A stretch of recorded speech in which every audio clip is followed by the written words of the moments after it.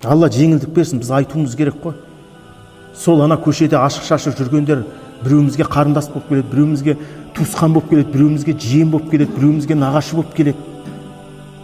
Неге жанымыз ашымайды? Оны жазамыз жаңағы жыртық шалбар киіп апты деп. Киеді ол біз айтпағаннан кейін. Неге ұяласың сен Құдайдан? Акиматтың алдына намаз асыр кіріп кетті, намаз жай намазын алып шығып оқып жатыр. Ұят емес пе дейді біреу.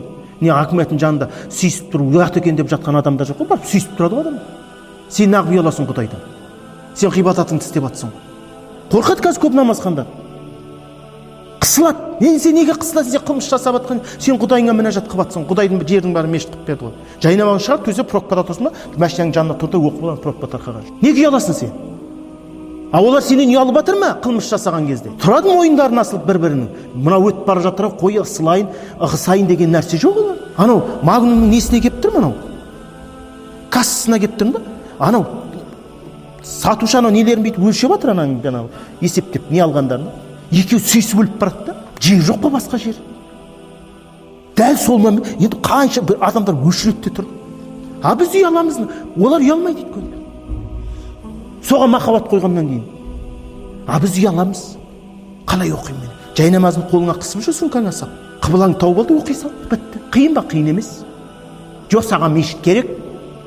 Аэропорттың ішінен жай намазхана керек саған. Құдай айтты, сендегі жердің бәрін мешіт қылып бермеді. Лишь әжетхана нәжас жер болмаса болды. Кел, намазын жай намазын кел, мына бір намаз жетеді, тұр да оқи бер жамағат. Сондай махаббат қою керек дінге. Махаббат. Ойбай ана жерде жай намазхана жоқ. Жоқ, тұр да оқи бер саған. Шариғатта айтқан жоқ қой, сен жаңағы анау біздің пайғамбарымыздың ерекшелігі сол, алтын пайғамбарлардан болған ерекшелігінің бірі. Жердің бәрі мешіт қылып берілген, қараңыздар. Үмметіне рақым Алланың. А бұрынғы бізге дейінгі қауымның тек құлшылығы мағбат дейді, жаңа құлшылық қаналарында ғана өтелетін болған. А қазір бізге сондай келетін болса, Құдай қиын ғой. Бәріміз намазымыз қаза болып кетеді ғой. Тек намаз мешітте ғана оқылсын деген шариғат түскенде не болатын еді біз? Сондықтан Алла Тағала танып тұрғаннан кейін сен неге ұяласың сен? Сен қылмыс жасап жатқан жоқсың. Сен Құдайыңа мінәжат қыласың. Олар сенен ұялсын қайта.